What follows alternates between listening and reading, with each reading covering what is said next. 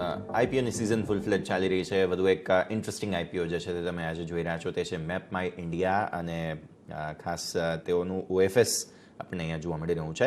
તો વધુ વાતચીત કરીએ મેપ માય ઇન્ડિયાના સીએમડી રાકેશ કુમાર વર્મા અને હોલ टाइम डायरेक्टर અને सीईओ रोहन वर्मा અત્યારે આપણી સાથે જોડાઈ રહ્યા છે.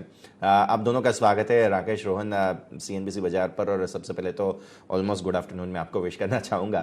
और बहुत इंटरेस्टिंग कंपनी है, आईपीओ हम देख रहे हैं और ओएफएस है बेसिकली. तो इसके थोड़े से डिटेल्स और कंपनी की जानकारी के बारे में ज़्यादा जानकारी लेंगे. राकेश जी, आपसे सवाल है, कंपनी के बारे में थोड़ा सा बताइए इन्वेस्टर्स को, और ओएफएस है तो उसके भी डिटेल्स आप साथ ही साथ दे सके तो. कंपनी के विषय में कुछ बैकग्राउंड दे दूं. 1995 में 1995 में मेरे साथ रश्मि वर्मा, जो हम लोग अमेरिका से लौट के आए थे, हम लोगों ने इंडिया के लिए कुछ करने की इच्छा रखी. और उसी इच्छा में जब ऐसा लगा कि इंडिया में कोई डिजिटल मैप नहीं है उस समय, तो हम उसको बनाए और जिससे एक बड़ा सा बिजनेस बन पाए और जिससे देश के लिए भी बहुत कुछ आत्मनिर्भरता में काम आए. अब इसको बनाने के लिए हमारा कन्विक्शन था कि डिजिटल मैप हर क्षेत्र में इसका इस्तेमाल होगा, हर क्षेत्र में इसकी जरूरत होगी. और हमें ये भी हमारा ये भी मानना था कि किसी भी डेटा में एक लोकेशन मतलब मैप का एक कंपोनेंट जरूर जुड़ेगा. जो आज हम सभी देखते हैं कि मैप की जरूरत हर क्षेत्र में हो रही है. और आप ज्यादा सुनेंगे रोहन से कि किस तरह से हम इसको चारों तरफ फैला रहे हैं. और बिजनेस वहीं से शुरुआत हुई. और आज की तारीख में जिस समय मैप बहुत ही हर तरफ से मैप का यूज बहुत बढ़ गया है और हम कैसे आगे बढ़ रहे हैं, इस पर थोड़ी बहुत और चर्चा और एक्सप्लेनेशन रोहन वर्मा देंगे. एब्सोल्युटली. हाँ, वही मेरा आप आगे का सवाल भी है. राकेश जी और रोहन जी, बहुत स्वागत है आपका सीएनबीसी बाजार में मेरी तरफ से भी. जो आपने कहा कि मैप्स के बिना आई थिंक हम तो अभी गाड़ी चला ही नहीं सकते हैं, मैप्स के साथ ही चलाते हैं. और अभी जैसे कोविड चल रहा है तो हमने देखा है कि रोड ट्रिप्स पे बहुत सारे लोग निकल जाते हैं, वो प्रेफर करते हैं. रोहन, मुझे ये बताएं कि ऑफ कोर्स आपने कहा कि आपका बिजनेस जैसे आपने इस्टेब्लिश किया है 1995 से किया है, ये प्योरली ओएफएस है. क्यों आप ऑफलोड कर रहे हैं? आई थिंक पूरा आप ऑफलोड कर रहे हैं. क्यों ऐसी ज़रूरत पड़ी है? अगर इतना आपका अच्छा चल रहा है और मैप्स का तो मैंने जैसे बोला बहुत ज़रूरत पड़ती रहती है, तो रीज़न क्या है? देखिए, हम लोग हाईली प्रॉफिटेबल कंपनी है. कंट्रीब्यूशन मार्जिन 82 से 85% है. इबिटा मार्जिन 35 से 46% पहुंच गया है और पैट मार्जिन 31% से 38% हो गया है.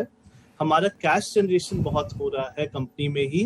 कैश फ्लो फ्रॉम ऑपरेशंस पिछले साल 82 करोड़ 82 करोड़ हुआ था और इस साल अभी सितंबर में हम बैठे हुए हैं 380 करोड़ कैश में. और हमारा ऑर्डर बुकिंग 3.3 टाइम्स ग्रो किया है टू 468 करोड़ 468 करोड़ तक का बढ़ गया FY21 में. तो रियली कंपनी को खुद के लिए अभी कैश नहीं चाहिए, लेकिन हम चाहते हैं कि हम पब्लिक जाएं, जिससे कि फ्यूचर में जो कि एड्रेसेबल मार्केट देखा जा रहा है 2025 में फ्रॉस्ट एंड सलिवन कहता है एड्रेसेबल मार्केट 47,000 करोड़ 47,000 करोड़ हो सकता है. तो जब हम पब्लिक जाएंगे तब हमारे पास फ्यूचर में एक्सेस टू कैपिटल रहेगा, जब हम लार्जर ऑर्गेनिक या इनऑर्गेनिक एक्टिविटी के लिए देखेंगे.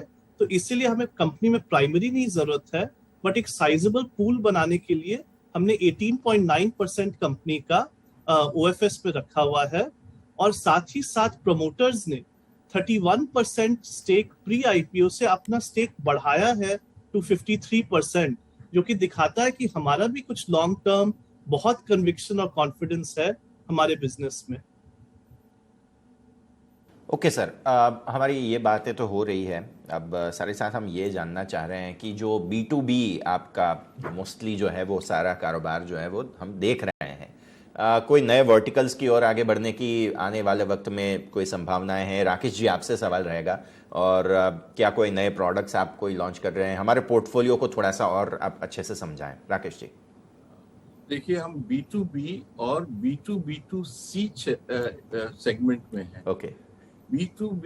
B2B2C का मतलब होता है कि हमारे जो जी। B2B कस्टमर्स हैं वो कंज्यूमर्स के पास जाते हैं। जैसे आप एग्जाम्पल में सोचें कि फोन पे हुआ या पेटीएम हुआ या मारुति हुई या हुंडई हुआ, इस तरह से सारे जो हमारे कस्टमर्स हैं वो कंज्यूमर्स के पास जाते हैं, और जब वो जाते हैं तो हमारा प्रोडक्ट ऑटोमेटिकली उसके चलते यूज होता है उनके द्वारा और हमें पेमेंट मिलता है। तो अब आपका नेक्स्ट क्वेश्चन था कि हम और क्या सोच रहे हैं। तो ऑलरेडी हमारा जो बिजनेस है, हम ऑलमोस्ट हर इंडस्ट्री में छाए हुए हैं। हर इंडस्ट्री में हमारा प्रोडक्ट जाता है। आप किसी भी इंडस्ट्री को ले लें, मैप माई इंडिया का मैप उसके B2B या B2B2C पर्पस के लिए मैप माई इंडिया का प्रोडक्ट यूज हो रहा है। अब बात रही कि क्या हमारे 5000 कस्टमर्स 1995 से आज तक हमने सर्व किया है। लास्ट ईयर हमने हमारे 500 एक्टिव कस्टमर्स रहे हैं जो हर डिफरेंट प्रयोग यूज करते हैं डिफरेंट पर्पस से। अब अगर सोचे कि किस तरह के पर्पस, एक आध एग्जाम्पल दे दें। अगर गाड़ी कंपनी है तो वो नेविगेशन के लिए यूज करती है, वो उसके साथ जुड़ी हुई और भी बहुत सुविधाएं अपने कस्टमर्स को देती है। अगर आप एग्जाम्पल के लिए फोन पे ले लें तो फोन पे के कस्टमर्स को जब जरूरत पड़ता है, एक छोटा सा मैं आपको एग्जाम्पल दे रहा हूँ कि हमारा नियरेस्ट मर्चेंट कहाँ है फोन पे का, तो फोन पे बताता है। कोविन ऐप अगर ले लीजिए भारत सरकार का, जिसमें लोगों को ये जानना था कि नियरेस्ट वैक्सीनेशन सेंटर्स कहाँ है, तो उसको भी पावर मैप माई इंडिया कर रहा है। इस तरह से अगर आप लेते जाइए तो हमारा प्रोडक्ट जो है क्रोर्स ऑफ लोगों के पास पहुंचता है। फर्क यही है कि ये B2B के थ्रू पहुंचता है रादर देन B2C को डायरेक्ट पहुंचे। और इस पर और भी कुछ पूछना है तो आप पूछिए और रोहन भी जवाब दे देंगे। जी रोहन जी, सवाल तो बहुत है।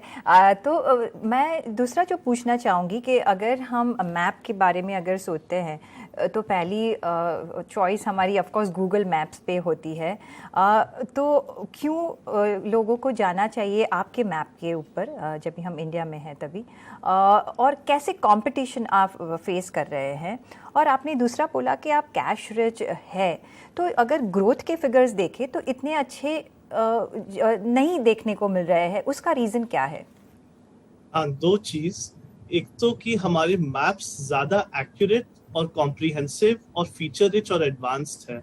हम आपको एग्जैक्टली हाउस एड्रेस घर तक ले जाते हैं, ना सिर्फ नियर बाय लैंडमार्क के, और रोड का लाइव कंडीशंस, ना कि सिर्फ ट्रैफिक बट सेफ्टी अलर्ट्स कि कहाँ पे एक्सीडेंट हो सकता है, वो भी हम बताते हैं।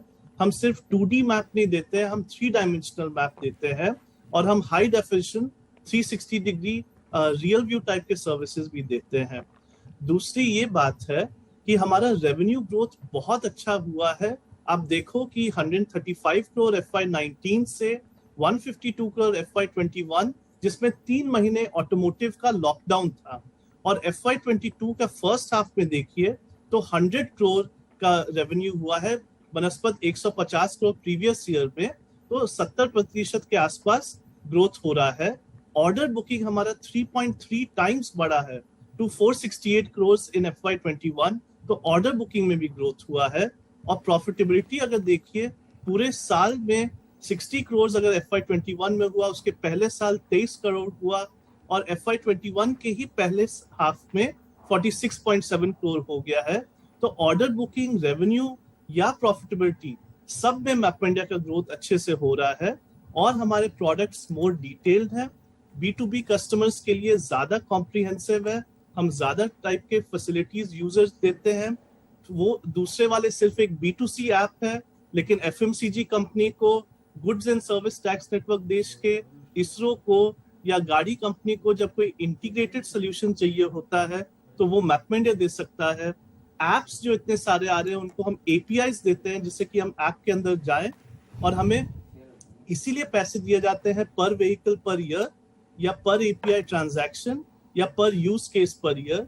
तो जैसे हमारे कस्टमर्स ग्रो करते हैं वो हमारे SaaS, PaaS और MaaS का यूजेज बढ़ता है तो हमारा भी रेवेन्यू बढ़ता है। डेफिनेटली बहुत इंटरेस्टिंग इनसाइट्स हमें यहाँ पर मिल रहे हैं। और राकेश जी, रोहन जी, आप दोनों का बहुत बहुत शुक्रिया हमारे साथ जुड़ने के लिए। हम आशा करते हैं बहुत ही ब्रिलियंट रिस्पॉन्स आपको यहाँ से मिले, और आने वाले वक्त में फिनेंशियल्स के ऊपर डिस्कशन करने के लिए भी हम आशा करेंगे कि आप हमारे साथ जुड़ते रहें। बहुत बहुत शुक्रिया सर आप दोनों का।